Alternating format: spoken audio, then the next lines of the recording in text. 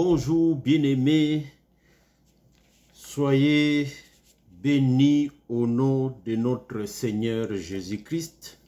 Bienvenue sur la chaîne chrétienne Procès Mondial. Bienvenue à vous, nos bien-aimés qui nous regardez sur Facebook, sur notre page Facebook Pat Congo. Bienvenue à vous. Bienvenue à l'émission Le Juste, l'évangile appliqué, craindre, glorifier et adorer notre Seigneur Jésus-Christ. C'est lui le juste. L'évangile appliqué, c'est Jésus-Christ dans la vie de tous les jours. C'est Jésus-Christ dans la vie de chaque instant. Quand il y a un problème, quand il y a quoi que ce soit, si Jésus-Christ était à notre place, que dirait-il? Que ferait-il? La réponse dans la Bible, et vous l'appliquez, bien-aimé dans le Seigneur. Le bien-aimé Paul disait, ce n'est plus moi qui vis, mais c'est Christ qui vit en moi. Voilà l'évangile appliqué, bien-aimé. L'émission passée, nous avions regardé le mariage, l'homme et la femme deviendront une seule chair, les enfants. Nous avons vu la première partie, donc la procréation et l'enfance. Aujourd'hui, nous allons regarder la deuxième partie, seulement l'adolescence, et il y aura une troisième partie, nous verrons la maturité, c'est-à-dire l'adulte bien-aimé, parce qu'il y a beaucoup de choses à dire en si peu de temps. Donc, on a scindé la deuxième partie en deux parties. Il y aura une troisième partie, bien-aimé. Nous ne sommes pas pressés, nous y allons doucement. Ça prendra le temps que ça prendra cet enseignement, mais c'est très important de dire un peu plus de choses, plus de notions, car le sujet du mariage est important et c'est grave. Mais avant de commencer, prions, remettons cette émission entre les mains de notre Seigneur. Éternel Dieu Tout-Puissant, nous te bénissons. Merci Papa pour ce temps. Merci Seigneur pour l'Esprit qui nous éclaire.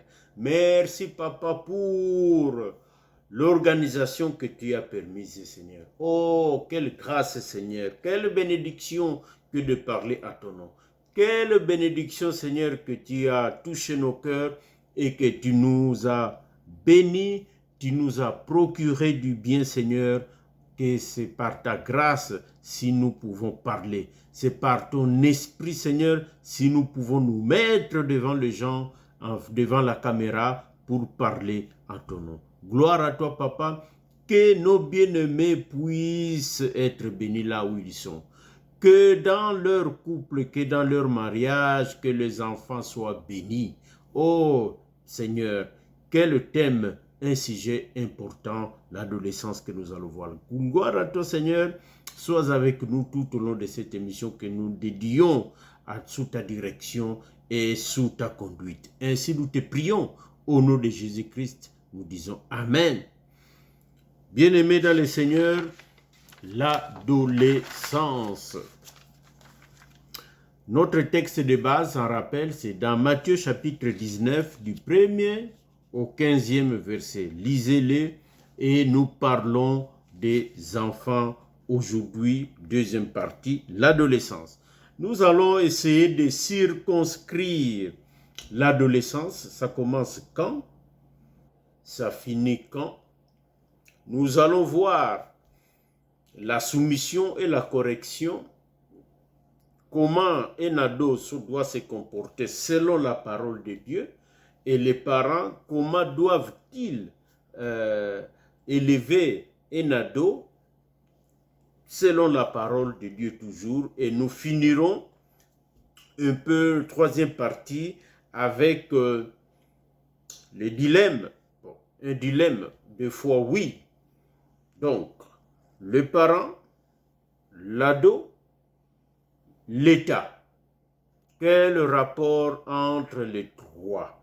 Voilà un peu notre menu de ce soir. Nous sommes le 26 mars 2022. Alors, la circonscription, c'est-à-dire la décision, la description plutôt, ou l'établissement de l'adolescence. Quand ça commence, quand ça finit. Bien-aimés dans le Seigneur, ce que vous devez savoir, que dans la loi de Moïse, nous ne voyons pas, nous n'avons pas trouvé qu'à telle date, un enfant commence l'adolescence. Ou à telle date, l'enfant sort de l'adolescence. Mais ce que vous devez savoir, c'est que en Israël, il y avait une coutume. Il y a une coutume qui existe jusqu'aujourd'hui, une tradition qui n'est pas dans les 613 commandements de Moïse, mais cette tradition existe bel et bien. C'est-à-dire, c'est quoi? Le nom ou la cérémonie de cette tradition, c'est le bar mitzvah pour les garçons, et pour la fille, c'est le bat mitzvah. C'est quoi? C'est à 13 ans pour les garçons. À 13 ans, il y a une cérémonie qui est faite, qui déclare l'enfant qui devient maintenant, qui atteint la majorité religieuse. Nous allons expliquer c'est quoi. Et pour la fille, c'est à 12 ans qu'elle atteint la majorité religieuse. La majorité religieuse, c'est quoi? C'est que à cet âge-là, à 13 ans pour le garçon, à 12 ans pour la fille, l'être humain devient responsable de ses actes. Il est en mesure d'appliquer les commandements de Dieu dans sa vie. Donc, il est rendu mature, en quelque sorte, ou majeur, c'est le terme qu'il faut, sur le plan religieux. Ça, c'est la tradition en Israël.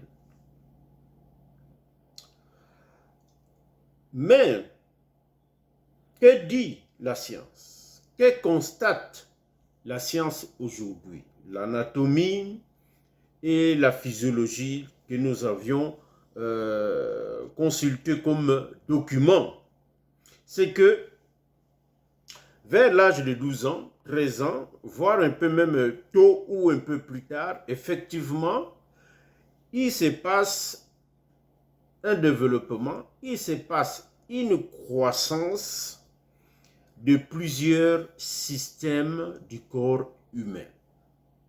C'est que le premier système du corps humain le plus important, c'est le système nerveux. Là, on constate une croissance et vraiment un développement important. Le deuxième qui touche vraiment les ados, c'est le système endocrinien. Le système endocrinien, c'est le système qui gère, qui régule un peu les hormones du corps humain. Et les hormones vont influencer le comportement, etc., etc. Nous n'entrons pas dans les détails, mais sachez que le système nerveux et le système endocrinien subissent des transformations,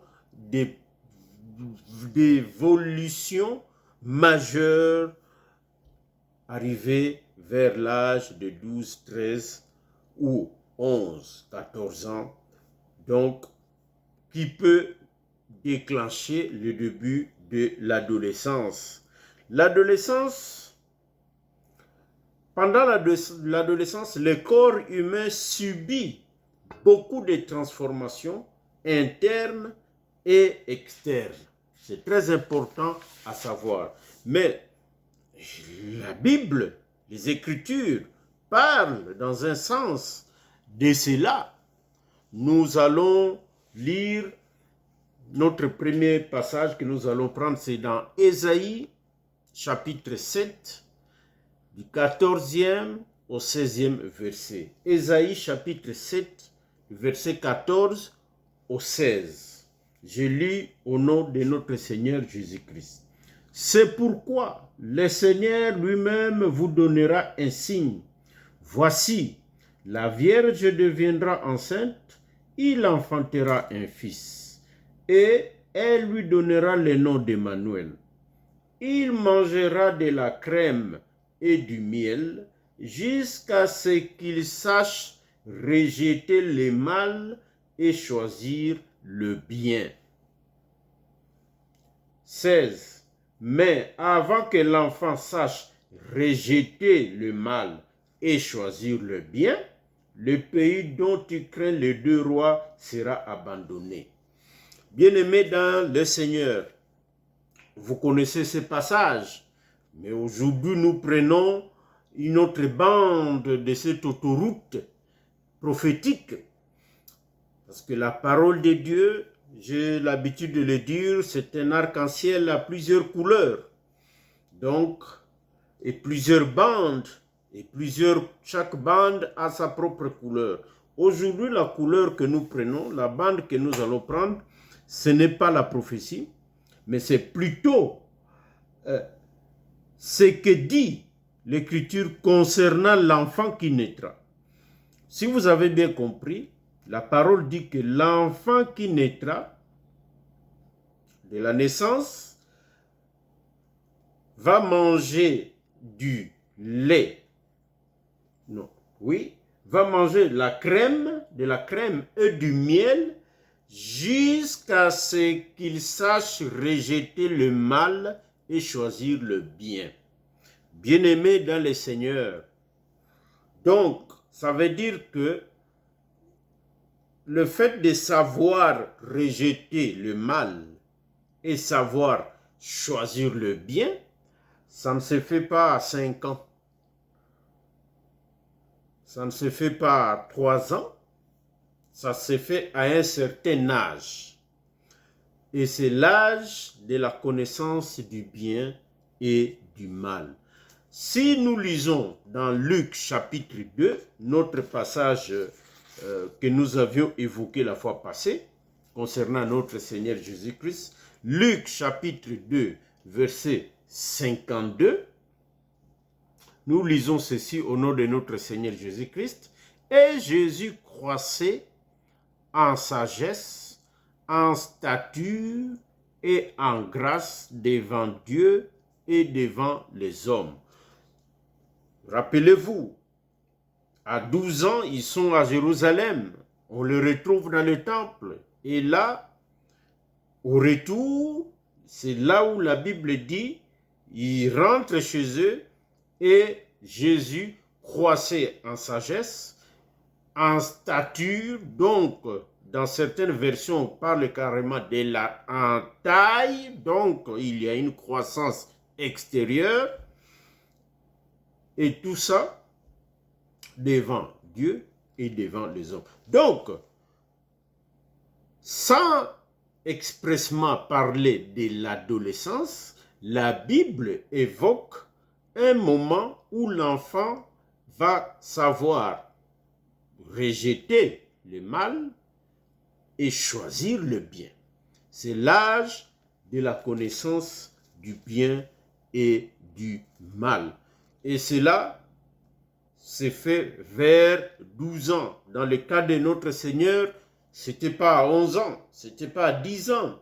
Pourquoi? Parce que chaque année, il devrait se rendre à Jérusalem. Mais c'est à 12 ans que cela est évoqué.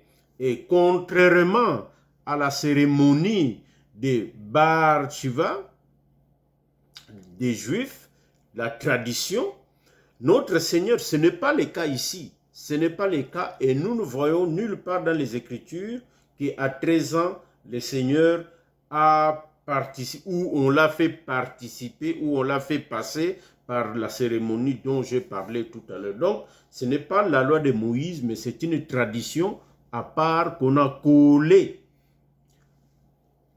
à la loi de Moïse, bien aimé. Donc, le début de l'adolescence, donc il n'y a pas d'âge précis, mais c'est aux alentours de 12 ans, bien aimé. Alors, quand est-ce que ce processus qui s'enclenche, quand est-ce qu'il termine, quand est-ce qu'il culmine, quand est-ce qu'il arrive au bout du développement? Là aussi, il n'y a pas de précision claire, ni dans les Écritures, ni ailleurs. Mais regardons quand même quelques dates dans les Écritures. Quand nous parlons de la fin de l'adolescence, c'est-à-dire que c'est le début de la maturité. C'est-à-dire que tous les systèmes du corps humain, l'anatomie du corps humain atteint un stade de maturité acceptable. Donc, ce serait la fin de l'adolescence et le début de l'âge de maturité. Alors, dans les Écritures, nous voyons au premier âge 20 ans. Pourquoi 20 ans? C'est que dans les Écritures, il y a plein de passages où, par exemple, dans le temps, en Israël, Dieu a demandé qu'on fasse le recensement des gens aptes à porter, à aller en guerre, par exemple des soldats, à partir de 20 ans. On pouvait aussi demander à certains lévites, oui, de commencer à apprendre à 20 ans. Oui, dans 1 Chronique, chapitre 23, verset 27. Mais nous savons que vraiment, pour tous les autres, la grande partie, en particulier les sacrificateurs, à 25 ans, ils commençaient à apprendre et à 30 ans, ils entraient en fonction, bien-aimés dans le Seigneur. Donc, quant à la science dit que les derniers systèmes ou les derniers organes du corps de l'anatomie humaine à atteindre la maturité, c'est le cerveau qui atteint la maturité à 25 ans. Bref, ce qui pousse certains spécialistes à dire que l'adolescence finit à 25 ans. Ils n'ont pas tort. Ou à 30 ans, n'ont pas tort non plus. Ou à 20 ans, ils n'ont pas tort non plus. Et la parole de Dieu ne dit pas clairement, mais nous pouvons penser qu'à 20 ans, on est assez apte à aller en guerre, donc on est apte à faire des tâches, on devient mûr, on devient mature, même si son cerveau va continuer à croître pour atteindre la maturité à 25 ans, bien-aimé dans le Seigneur. Et le cerveau est toujours aussi le dernier organe à s'éteindre après le décès d'une personne. C'est très important à savoir. Bref, après avoir circonscrit l'adolescence, nous pouvons dire que c'est une période de transition de l'enfance vers la maturité biologique. À ne pas confondre la majorité civique. À 18 ans, au Canada, on devient majeur, on peut aller voter, on a des droits comme tout autre adulte. Ce n'est pas le cas. Biologiquement, peut-être qu'on n'a pas encore atteint la maturité anatomique. On le voit dans le cas du cerveau. Bref, donc, tracez la ligne où vous voulez. cela ne va pas déranger, bien-aimé. Donc, nous pouvons dire que l'adolescence, c'est l'âge de la connaissance du bien et du mal. C'est l'âge de savoir rejeter le mal et choisir le bien. Un ado est responsable de ses actes devant Dieu, bien-aimé dans le Seigneur. Raison pour laquelle que dès l'enfance, il est important, dès l'enfance, que le parent puisse inculquer les bonnes valeurs de Dieu à leur enfant. En grandissant, arrivé à l'adolescence, l'enfant sait déjà que ça c'est non, ça c'est oui, ça c'est bien, ça c'est mal. C'est très important à savoir, bien-aimé dans le Seigneur. Ça, c'est notre premier point. Deuxième point, la soumission et la correction. Nous retournons dans Luc, très important. Nous avons lu le 52, mais nous allons quand même relire à partir du verset 51. Donc Luc chapitre 2, à partir du verset 51 jusqu'au verset... Commençons au verset 49. Ça va nous aider jusqu'au verset 52. 49 jusqu'à 52. Je lis au nom de notre Seigneur Jésus-Christ. Il leur dit, c'est notre Seigneur qui dit à ses parents, « Pourquoi me cherchez-vous? Ne savez-vous pas qu'il faut que je m'occupe des affaires de mon Père? » Mais ils ne comprirent pas ce qu'il leur disait. Puis il descendit avec eux pour aller à Nazareth, et il leur était soumis. Sa mère gardait toutes ces choses dans son cœur. Et Jésus croissait en sagesse, en stature et en grâce devant Dieu et devant les hommes. Bien-aimés, Luc, on vient de le lire, ajoutez Éphésiens chapitre 6, nous avions vu la fois passée aussi, verset 4, ajoutez Colossiens chapitre 3, du verset 20 au verset 21. La soumission de chaque enfant, y compris les ados.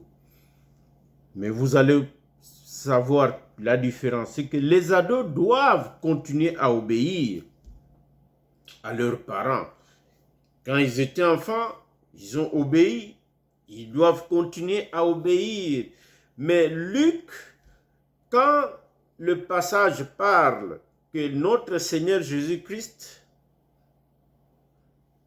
était soumis à ses parents, c'est très important. C'est que les enfants, les ados, doivent être soumis aux parents. Qu'est-ce que cela veut dire?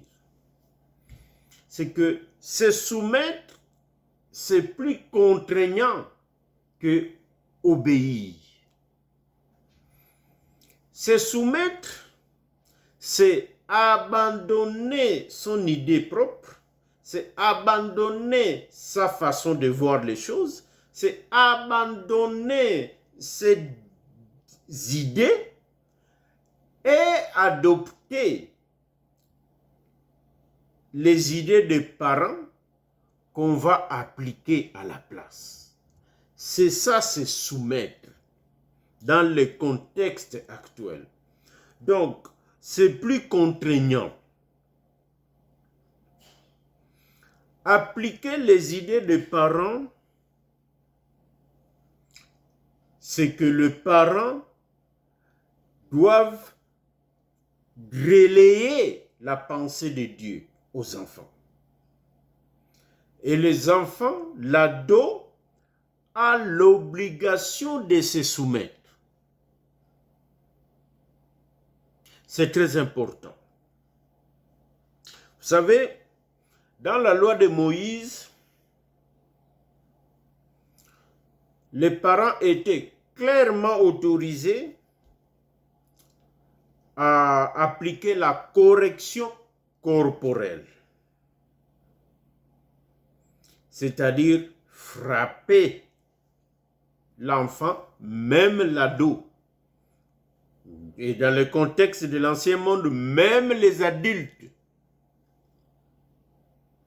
étaient frappés. Sous la grâce, il y a débat. Même le passage dans Hébreux 12, à partir du verset 6, le passage fait une analogie du châtiment de Dieu comme le châtiment d'un père envers son fils. Mais est-ce que aujourd'hui, nous devons nous frapper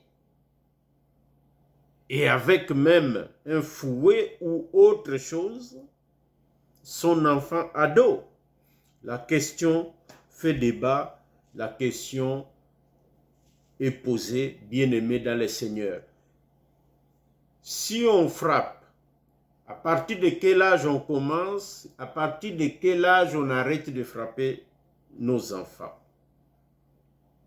La question se pose.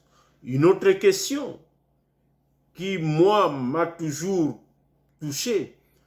Comment frapper son enfant, surtout ado, sans l'irriter?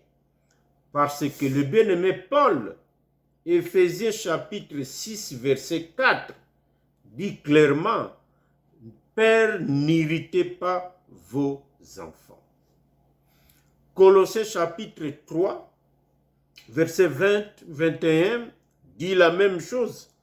« N'exaspérez pas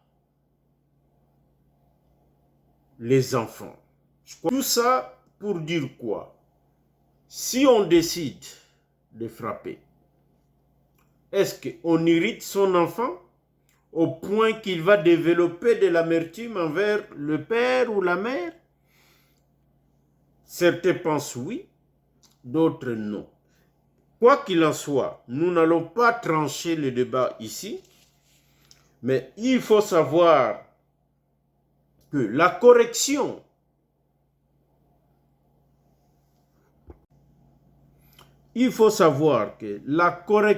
bien-aimé,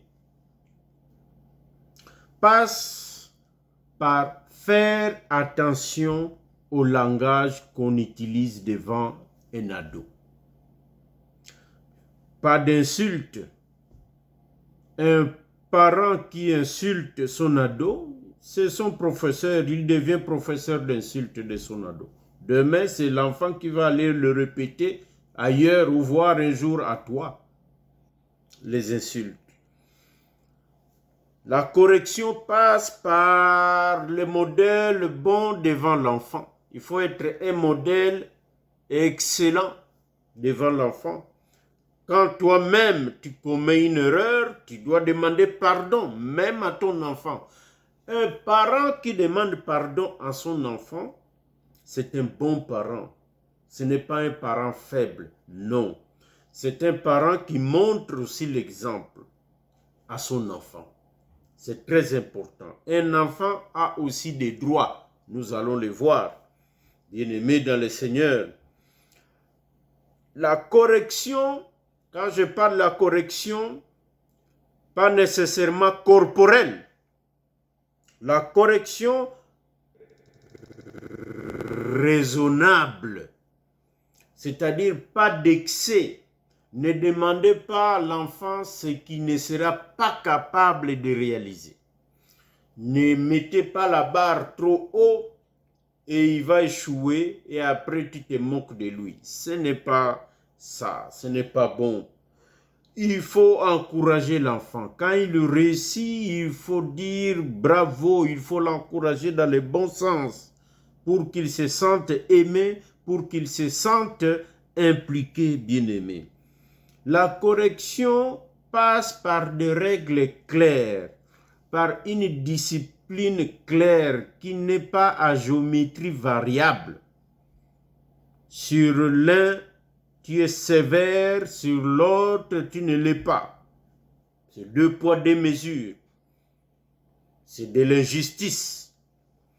Ce n'est pas bon. Et la punition doit rester proportionnelle à l'acte, à la faute commise, bien-aimé dans le Seigneur. C'est très important. Il y a plusieurs façons de corriger l'enfant sans nécessairement frapper, sans nécessairement porter ta main, parce que sous la colère, il peut y avoir des dégâts et tu vas le regretter et tu risques d'être poursuivi. Oui, poursuivi. Donc, et la maîtrise, c'est très important. Dans la loi de Moïse, un enfant indocile et rebelle était puni de mort. Oui, Deutéronome 21, verset 18 à 21. Un enfant indocile et rebelle, oui, la révélation, bien sûr, mais ces passages étaient aussi appliqués. Pourquoi? Parce que même à l'ancien temps, certains enfants étaient sacrifiés aux faux dieux, Moloch par exemple, et les Israélites imitaient les pratiques des Cananéens. Donc, oui, il y a eu des cas où un enfant était mis à mort. C'était la peine de mort à l'époque par la ville. Après être châtié par les parents, l'enfant n'écoute pas. Mais aujourd'hui, nous sommes sous la grâce. La croix de notre Seigneur Jésus-Christ est passée par là. On ne fait plus ces choses. Donc, vous allez taper, taper, taper, taper, taper. Si l'enfant n'obéit toujours pas, qu'allez-vous faire? Donc, c'est une question qu'il faut se poser avant de commencer à frapper. C'est très important. Aujourd'hui, personne ne livre son enfant à la peine de mort. Non, surtout pas un ado. Non. Dieu ne nous demande pas ça aujourd'hui. Il y a une interprétation sur le plan révélation et prophétique concernant le fils indocile bien-aimé. Mais les Israélites l'ont appliqué dans la doctrine. Très important quand même à savoir. Même en Israël aujourd'hui, on ne livre pas son enfant à la peine de mort. Non. La croix de notre Seigneur Jésus-Christ a changé les rapports de force, a changé les rapports de l'État vis-à-vis des parents et des enfants. Et c'est ça que nous allons voir pour la 3e partie. Les parents, l'ado et l'État. Bien sûr que l'État a toujours eu un œil sur les enfants, a toujours un œil sur les enfants, même en bas âge. Oui, mais il y a moins de soucis, moins de problèmes. Nous parlons ici des familles chrétiennes. Il y a moins de soucis, moins de problèmes quand les enfants sont en bas âge. Mais devenus ados, il peut surgir des difficultés et c'est dans ce cadre-là que nous parlons ici. Donc, avant la croix, en Israël, c'était la théocratie. Donc, les lois de Dieu régissaient les cultes, régissaient la société, régissaient l'État, le fonctionnement de tous les pays. Et dans ce cadre-là, les parents, la loi réservait aux parents plus de pouvoir, plus d'autorité, quasiment le plein pouvoir sur leurs enfants, y compris les ados. Mais après la croix, Israël est dispersé. Et aujourd'hui, nous nous retrouvons avec plus ou moins 200 pays dans le monde qui ont des lois pour protéger les enfants. On peut être d'accord, on peut être pas d'accord. Certaines lois sont bonnes, oui, nous disons amen, mais d'autres, peut-être mal appliquées, le système, il y a des questions qu'on peut se poser. Mais en gros, l'État a le pouvoir de légiférer pour protéger les enfants. Surtout qu'il y a des parents irresponsables. Mais cette protection va même aux enfants des parents chrétiens.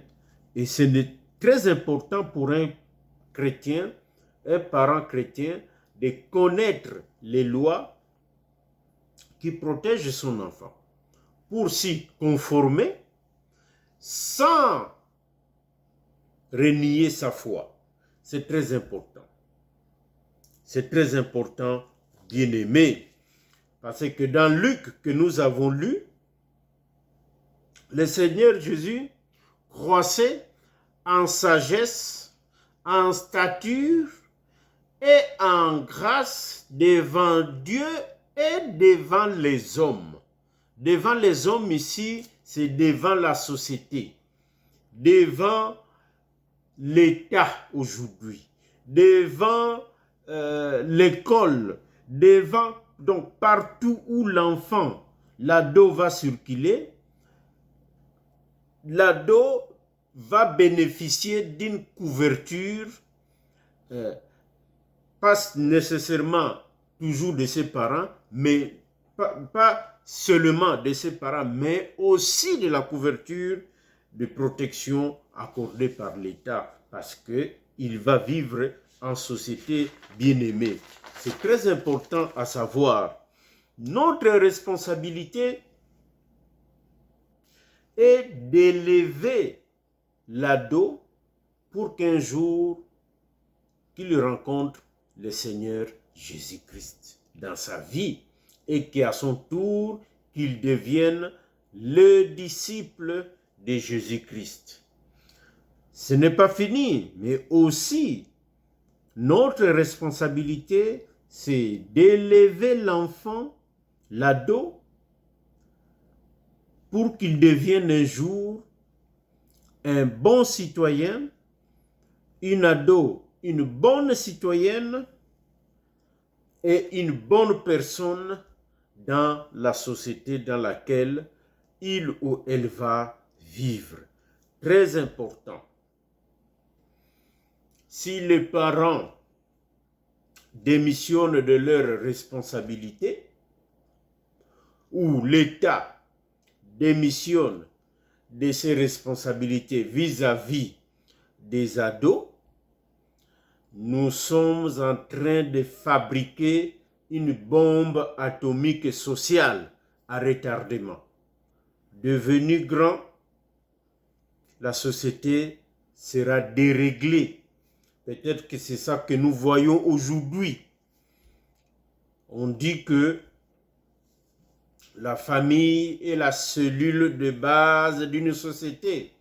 Mais quand cette famille éclate, dans certains pays, l'État est devenu inexistant pour pallier plus ou moins les faiblesses parentales. Et le résultat, au bout du compte, une société où les valeurs sont renversées. Une société où les gens ne savent plus rejeter le mal et choisir le bien. Une société où les gens ne savent pas ce qui est bien réellement et ce qui est mal réellement. Donc, il y a une inversion négative des valeurs. bien-aimés dans le Seigneur. Donc, c'est très important à savoir. Des cas difficiles, il y en aura, bien-aimés, il y en aura. Le diable travaille. Savons que dans 2 Timothée, chapitre 3, du 1er au 2e verset, Paul rappelle à Timothée que dans les derniers jours, parmi les signes du dernier jour, il y aura la rébellion des enfants envers leurs parents. Il y en aura des cas difficiles, donc ne soyons pas étonnés. C'est des choses que nous ne souhaitons pas dans une famille chrétienne, dans un couple chrétien où le père et la mère sont des enfants de Dieu, des disciples de Jésus-Christ qui appliquent la loi. Nous pensons que les enfants vont être protégés dans ce sens-là. Mais ça peut arriver, bien aimé, et ce n'est pas quelque chose que nous souhaitons, mais que nous pensons que ça peut arriver. Alors, quand vous vivez dans des cas comme ça, vous êtes dans ces situations, vous qui me regardez, l'ado est parti. L'ado est en rébellion contre vous. Restez attaché à Christ, c'est très important. Continuez à prier pour l'enfant, c'est très important. Continuez à prier pour son enfant, même s'il est déjà sorti de la maison. Même si l'État est intervenu et est entré dans la vie de l'enfant d'une manière plus musclée, c'est-à-dire foyer d'accueil, etc., etc. Essayez de garder contact avec lui ou avec elle. C'est très important, c'est très important. Ne déménagez pas, changez de ville ou quoi et oubliez l'enfant. Non, non, ce n'est pas une bonne chose à faire. Pourquoi nous disons cela? C'est que le Seigneur Jésus-Christ est capable de transformer un ado indocile et rebelle, peut-être c'est ça la crise d'adolescence, selon les psychologues du monde. Je disais donc, le Seigneur est capable de transformer un ado indocile et rebelle à un ado docile, soumis, voire même devenu adulte. Il sera respectueux. Il peut redevenir un enfant tout à fait correct. Regardez dans Luc chapitre 15. Luc chapitre 15, du 11 au verset 32. C'est la parabole du fils le plus jeune. C'est la parabole du fils prodige, comme on dit. Bien-aimé, l'enfant est parti. Le cadet était parti avec son héritage, sa part d'héritage paternel. Il a fait ce qu'il a voulu. Et après, il a commencé à souffrir. Et il a décidé de revenir. L'attitude, bien sûr, c'est une parabole, mais il y a des enseignements à tirer. Il y a des enseignements à tirer. C'est que, au retour de cet enfant, le père dit, mon fils que vous voyez était mort et là il est revenu à la vie. Bien-aimé dans le Seigneur, quelle bénédiction, quelle grâce de voir son fils parti qui revient à la maison. De voir sa fille partie et qui revient à la vie, à la maison. Quelle grâce! Et si vous avez perdu contact et que lui ou elle veut revenir,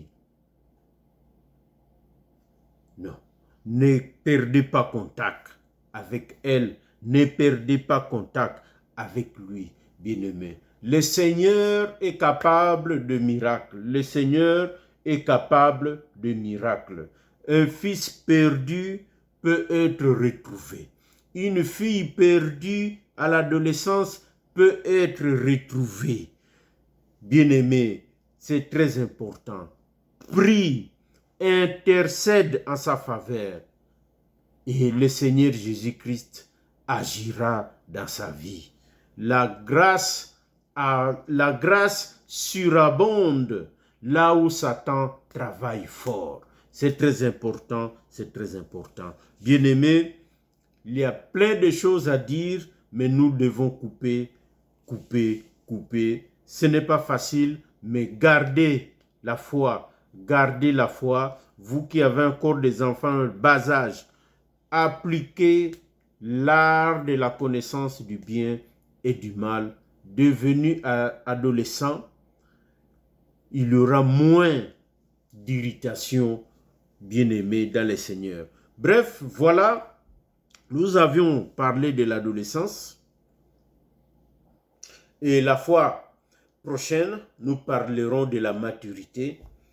C'est très important aussi, l'âge adulte, c'est-à-dire sur le plan biologique, mais toujours enfant d'un père, enfant d'une mère, c'est très important. Nos coordonnées s'affichent. Contactez-nous si vous le souhaitez. Si vous avez des cas difficiles, vous vivez des moments difficiles, vous pouvez toujours communiquer avec nous. Nous pouvons prier, intercéder pour vous, pour votre enfant. Nous sommes là. L'Église universelle, c'est ça. L'Église, nous sommes là pour intercéder les uns pour les autres. Voilà, bien-aimés, nous allons finir par ces mots de prière. Oh, Père éternel, merci papa, merci pour ta parole. Merci pour ta parole qui donne la connaissance, ta parole qui nous donne la sagesse, Seigneur, de choisir le bien et de rejeter le mal. Ô Éternel des armées, nous vivons dans un monde où les valeurs sont inversées négativement. Fais en sorte que dans nos vies, dans nos couples, dans nos familles, Seigneur, que les valeurs que toi tu mets de l'avant restent telles qu'elles sont, Seigneur. Le bien reste le bien, le mal reste le mal. Aucun changement, car toi tu ne varies pas, Seigneur. Ce qui est bien hier reste bien aujourd'hui. Ô Éternel des armées, gloire à toi, Papa. Bénis nos bien-aimés là où ils sont, Seigneur. Protège-le, Seigneur. Ceux qui vivent des moments difficiles, Seigneur, nous prions, Seigneur, pour eux, Seigneur. Que leurs enfants puissent revenir à la raison, Seigneur. Non pas par les efforts de qui que ce soit, mais c'est par ton interpellation directe, Seigneur, auprès de ces enfants. Car toi, tu peux parler. Tu es le Dieu des esprits de toute chair, Seigneur.